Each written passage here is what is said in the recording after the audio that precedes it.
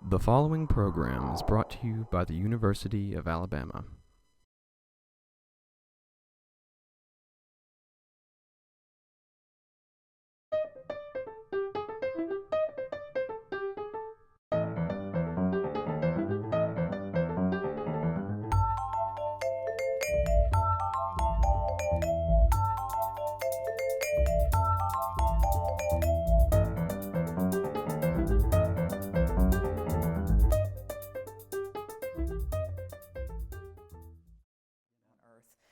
Barbara Brown Taylor had a widespread reputation inside the Episcopal Church for her 15 years of pastoring and her splendid sermons. Her fame went national, however, with the publication of Leaving Church, describing her decision to leave parish ministry. Exhausted by the stress of giving all to her calling, Taylor left her pulpit, but not her faith. And her memoir and its sequel, An Altar in the World, teach the reader to recognize the divinity in everyday objects and the spiritual in every human action and interaction, from taking a walk to buying groceries. I spoke with Barbara Brown Taylor at Pebble Hill, the Caroline Marshall Drawn Center for the Arts and Humanities on the campus of Auburn University. Barbara, it's nice to see you. I'm looking forward to your talk tomorrow as well. Thank you, Don. You made a kind of national splash, became a kind of household word with a book, Leaving Church. And what I want to do to begin with, because you haven't been on this show before and people may not know your biography, before we talk about leaving church, let's get you into the church. Sure. You moved through at least 2 or 3 denominations in 2 or 3 states before you got to the Episcopal Church and took orders. Sure. What was the sequence of events? Oh, that's so boring. But I will point out that the first 2/3 of leaving church is about entering church. So the story is told there as well. But the shortest story I can tell is that I'm the first child of a disaffected Roman Catholic from South Dakota and a sort of tired Methodist from College Park, Georgia, which meant I was baptized in pre-Vatican II Catholicism, and my baptism was traumatic enough to both of my parents that they took me out of church and never went back. So I like to claim that in my family. But it meant that I was raised not in churches, so that I not only visited lots of different kinds of churches with friends, but when it came time to rebel as a teenager, the only thing to do was get religion. So that's how I became fervently part of the Baptist church when I was 16. And then I went on through a few others after that, after they kicked me out. So you had sex, drugs, and rock and roll available to you. Well, I did those too. But you went all the way to total immersion, as I remember it. I did. I fell in love, I suppose, with, I'd say God, but that's such a cipher of a word. We'd have to spend 30 minutes talking about what I mean by that. But I fell in love with mystery, with divinity maybe, with sacredness, with holiness, with all the transcendental stuff that I thought I noted going on beneath the surface of things. And the only way I knew how to pursue that was the study of religion, which led me to the study of theology, which led me to seminary, where it turned out, unless I wanted to be a nun, I was really not going to be able to prepare for a life of doing that. Parish ministry turned out to be something quite different. If we were having this television interview in the 13th century, yes, I'd be at home, more at home. Would you have taken orders? I think absolutely. What better way, pardon me, to escape marriage and work, than to run off to a convent with brilliant women like Hildegard of Bingen and help her draft some architectural plans or write a symphony. To me, that was the height of the university, was a good convent with good sisters. I've thought about reading through a lot of your prose. I think this woman has a medieval mind. That's true. I take that as a compliment. Thank you. It's meant as a compliment. And that is to say, I think you would have been not as cloistered, you would have been contented, not imprisoned. True. Absolutely true. That's a brilliant sort of thing to say. And I don't know what happened to that flourishing of women religious, because there's plenty of wonderful work being done by women religious in areas of social justice today. Well, every once in a while they're on the news. Yeah. But whatever was going on in the Middle Ages, you're right, there's a different kind of thing going on now, I think. Yeah. And you showed I don't know, shall I say you showed a fondness for, but at least a powerful interest in ancient Hebrew. I mean, there's a streak of your education that's really serious business, not the spiritualism of an Emerson or a Thoreau and a modern pantheism, but a real scholastic, True. academic dimension. Has that been a temptation? I mean, you did learn Hebrew. I know you did. Yeah, but I didn't make it to verbs, just nouns. Well, look at it this way. I grew up on Nancy Drew mystery stories. And I also grew up with chemistry sets that blew things up. And in both cases, it was about discovering clues. It was about figuring out formulae and finding out what would make things explode and what wouldn't, and who did it, and how I could put the clues together to make evidence. And in the same way, I think I approached my love of whatever this is, this divine, in the same way, which was I had to get to the roots. I had to get to the bottom of it. Right. And as lovely as Thoreau and Emerson were to me, I figured I'd better find out something about the language in which the most ancient texts were written if I wanted to get to the bottom of this particular mystery. So maybe that's part of it. And so what is your position on the recent fragment Oh. of papyrus that suggests, however flimsily, that Jesus had a wife? You are a learned man. All that I find exciting about that is it means in the 2nd or 3rd century there were communities for whom that was an interesting and not an appalling idea.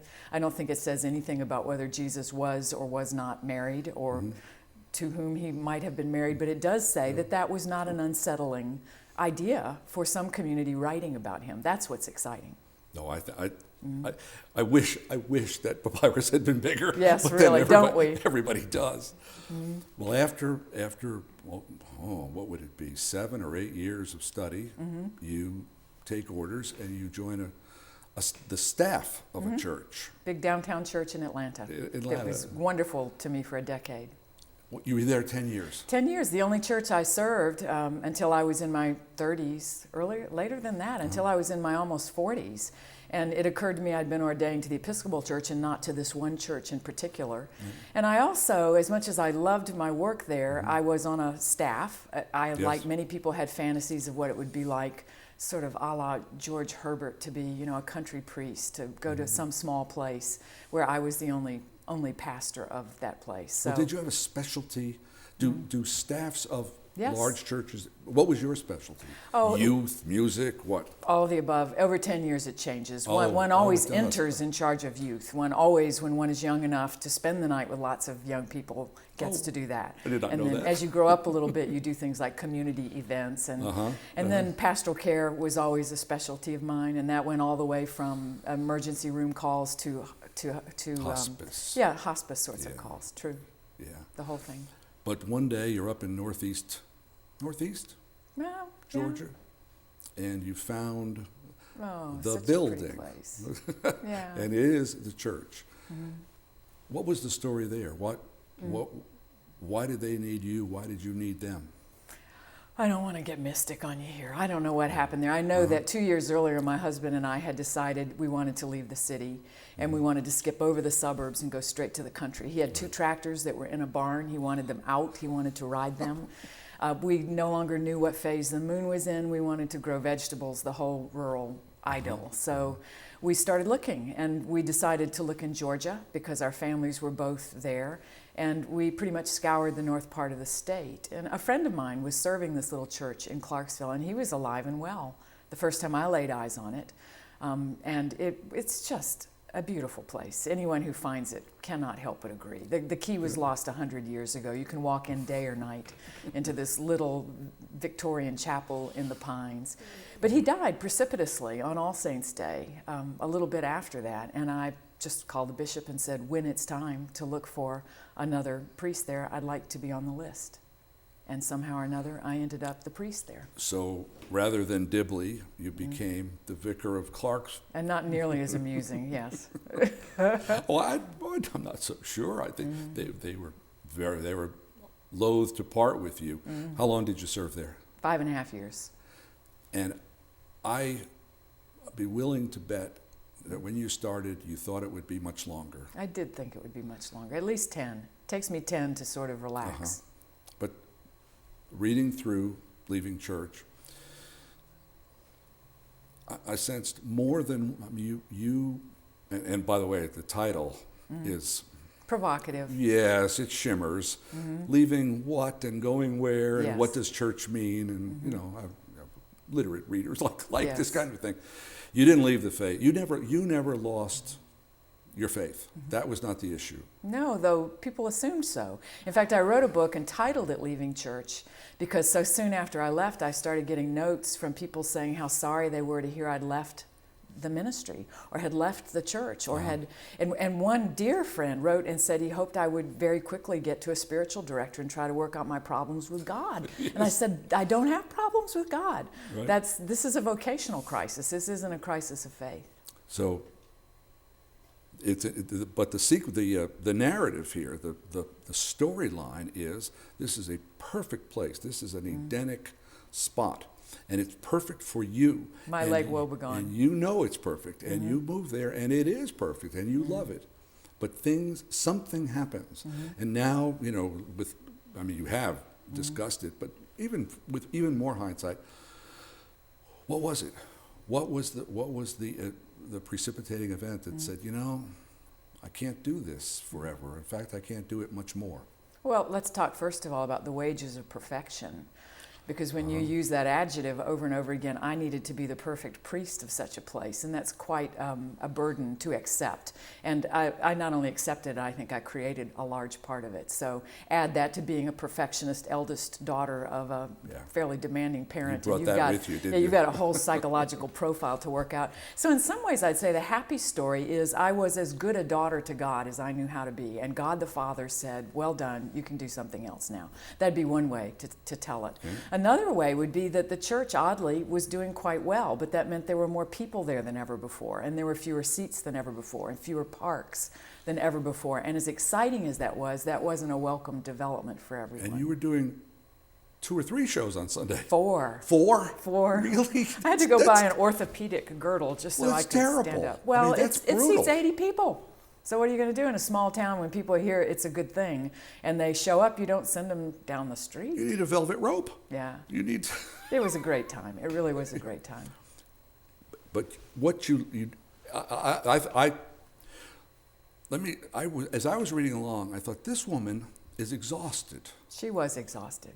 She's having a kind of physio-nervous breakdown here. This thing this can't go on. Mm-hmm. I mean, that seems to be what comes off the page, that you just run to the end of your tether.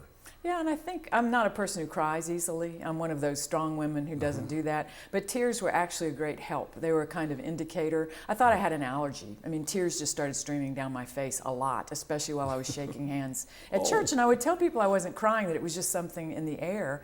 And it took a while to realize I was crying, that my heart was breaking. And again, too much to go into in a short interview, but you're very perceptive. And I think the tears were a great rescue to wake me up. It was like the Zen master whacking me in the back and saying, there's something off here that needs attention. Right. And the next thing, I was an innocent reader, by the way. I knew nothing. The next thing I thought was, she can't stay there. She can't live there. But because it's just going to be fraught. Yeah. You can't go to the 5 and 10 and buy a spool of thread without running into parishioners and people who want to know and want to talk and ask and learn. But you did. Did that take a little while to simmer down? Yeah, perhaps. I mean, I would say I live in a town small enough to know that a couple has gotten back together because you see them walking down Main Street. It's that small. But it's also a part of rural North Georgia that's sort of the rugged individualist. You do what you do, I do what I do, but don't mind your own business. So there was also a lot of privacy there. And though I did meet people in lots of places around town, and some people were disappointed with my decision. I met very few who were angry, or if they were angry, they were good Southerners, and they never really told me about it. They had nothing to be angry about. Yeah, I left sooner than anybody thought I would. Right, but you've given them your all. That was perfectly clear. Well, since then you've done how many volumes since 5 books since leaving church? Well, no, not so many, but Sermons? oh well, most of them Collections? preceded. You know what you're thinking of is a great big long 12-volume series that I co-edited. So that put a lot of books on my resume that I did not write, but I was an editor. After you write a book called Leaving Church, you then volunteer to edit a 12-volume commentary series to help clergy. So that's what I did for my penance. Oh, good. And then I wrote An Altar in the World, and now I'm working on one to follow. So soon there will be 5, but not yet. An Altar in the World, chapter by chapter, is, let me see if I can characterize this right. It's finding the spiritual dimension in what are essentially everyday activities. One of which, groundedness, is walking. There is a transcendental meditation, walking prayer kind of thing, isn't there? Hasn't there been for ages? For ages, in Thich Nhat Hanh of the Zen Buddhist tradition at Plum Village, he'll teach you how to walk. And what will I learn? What will I do? Oh, you'll learn to walk much more slowly than you ever dreamed. You'll learn to feel every part of your foot, from your heel to your, what do you call the instep, down to the toes. And to walk not like a cat. Cats are too fast. Maybe a cat getting ready to pounce on awareness or enlightenment. But I've never been there myself, but I dream about being there before he moves on. I think I'm becoming more spiritual all the time because You're slowing down? Because I am walking more slowly all the time. In fact, I'm doing everything more and more slowly all the time. But it isn't just walking. I'm walking. I mean, there is a long tradition of the walking prayer, of the walking meditation. True, in many traditions. And that's what I was reaching for. Physical practices that show up in some form or another in many traditions. Because I'm kind of fighting a churchification of faith, of spirituality.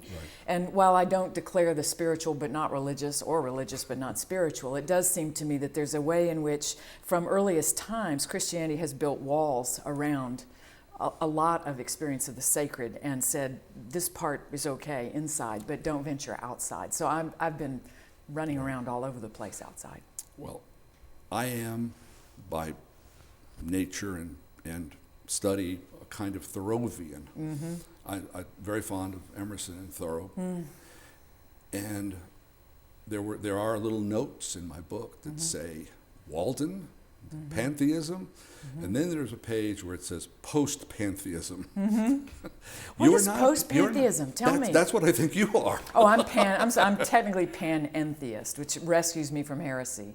Do you know this little syllable will keep you from being burned at the stake? It's important. Good. Yeah, Should because that come back pantheism into vogue, I'm sure I would be a candidate.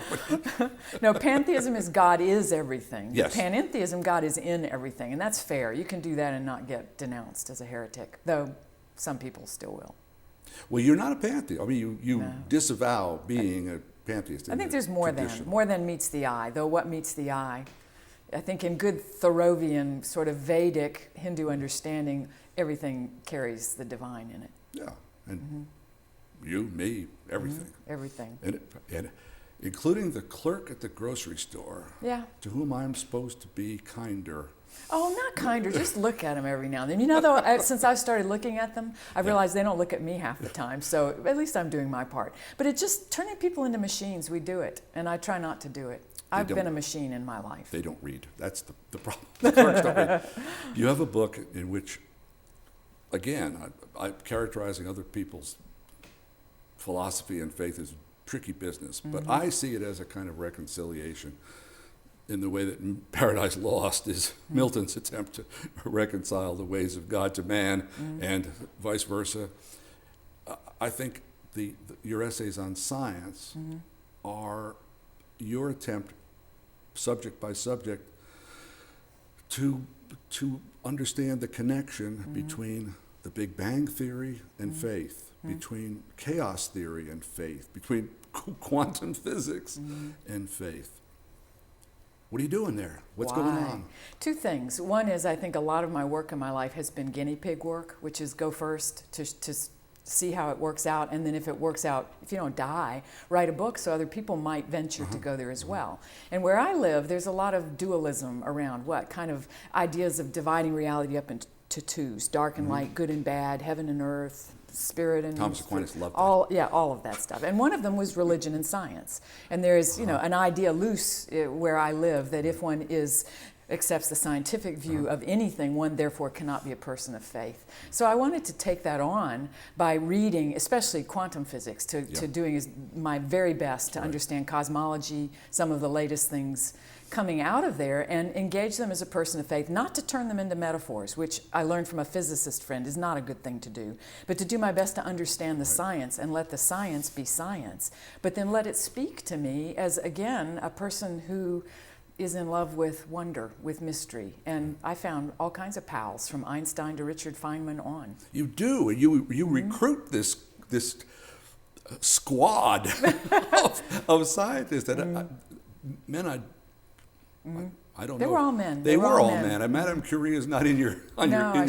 I add her. I have no idea if she would have fit. But these are not people I thought of.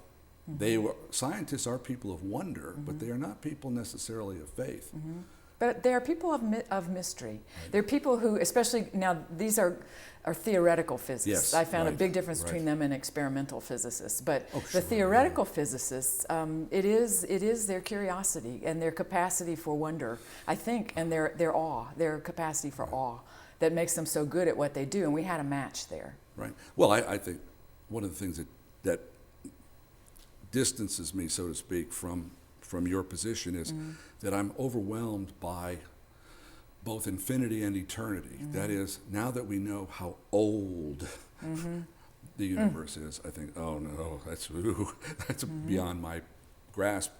And now that we know how large it is, and also what's going on in the nucleus of the atom, I think, oh, this is... Isn't it phenomenal? Yes, phenomenal.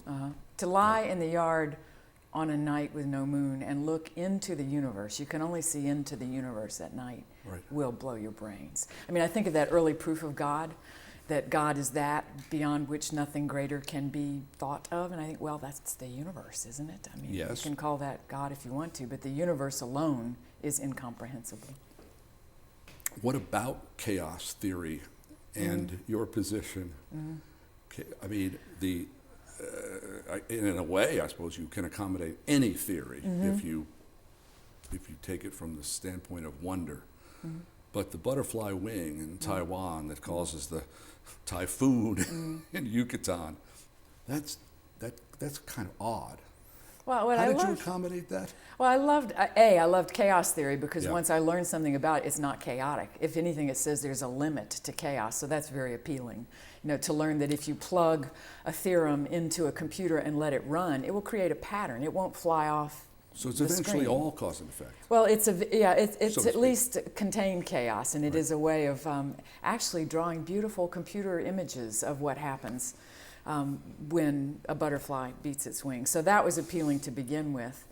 And then again, it was simply an effort of stretching my brain. I'm trying not to get old too fast, and I'm trying to create neural pathways, new ones all the time. So that also You're drove fighting me. Alzheimer's beautifully. Thank you. Oh God. I sense no threat here. Oh, good. The Sabbath. The Sabbath. The day where we might just pause. What happened? Yes. What did happen? Oh, in the South, what happened is blue laws, so that people were raised to think of Sabbath as the day you couldn't do anything you liked that was pleasant, and all the relatives came over and bored you to tears. So I think some of the enforced Sabbath rules, I speak only as a Christian, really soured the whole idea of Sabbath in the South. But I now watch a huge interest in, not everyone calls it Sabbath. Judith Shulevitz, I don't know if you've read her book on the Sabbath, but there's a wide reclamation of rest, of pause, of curiosity about what our frenetic pace is doing to us. And here is this little, huge commandment sitting there, completely ignored, even by people who put 10 Commandments signs in their yards. They're out mowing the lawn around the 10 Commandments sign on the Sabbath. So, a lot of curiosity, both as a warning, some fear about what will happen to us if we just spin ourselves into taffy, but also recovery of balance. And I'm not a deconstructionist. I'm not a fan of Jacques Derrida, but I notice absences when they appear. It's a joke. They don't appear. Heaven and hell are largely missing from your writing. Yeah. In Alabama, where we're sitting, True. heaven and hell are the absolute centerpiece of the majority of in the thinking of the majority of people of faith. In fact, when I talk to people casually or academically, that's at the center. This is the reward, this is the punishment, this is why we do it. This is not a concern of yours. Well, as you They say, exist or they don't exist. Everybody goes, some people go. How does it work for you? well, the person who learned Hebrew found that Torah says nothing about heaven and hell. Right. So in the core text, there's nothing about that. And even in the New Testament scriptures, there's not very much about that. And furthermore, what I find is people who are very concerned about heaven and hell do a couple of things. A, they're real happy to consign other people to one or the other. Oh yes, true enough. And yeah. B, they begin to ignore what is going on now, or to use what's going on now to those ends. There's a wonderful story, I think it comes out of Muslim tradition, about an angel who walked down the street with a bucket of coals in one hand and a bucket of water in the other, and said, if I put out with this water the fires of hell, so you no longer feared them, and if with this bucket of coals I set on fire your image of heaven, would you love God for the love of God alone? And that's what I worry about, is people who talk about selflessness in religion and then get to the huge ego concerned, where will I, and usually it's me, I spend eternity. Well, seems to me just the whole thing's egotistical. Well, having constructed a really, really dreadful hell, of course they don't want to go there. Yeah. I mean, who would? Well, you're working all the time. I mean, you're busy writing all the time, and we have a minute for you to tell me, what is the project that you're on now?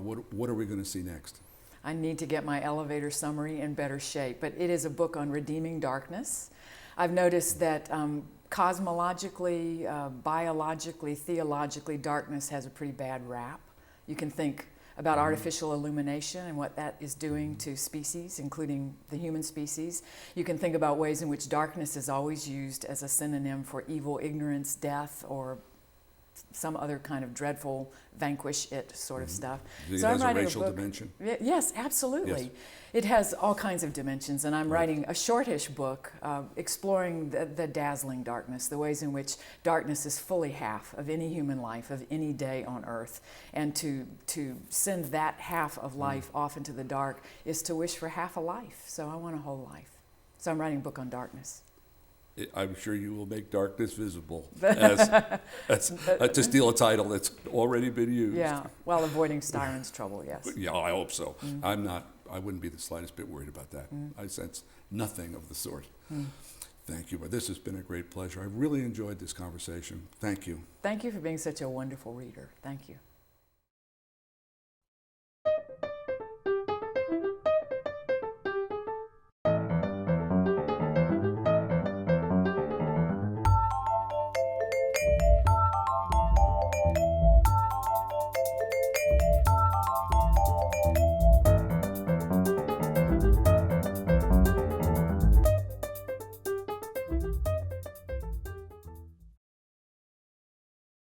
To order this season of Bookmark on DVD, call 1-800-463-8825.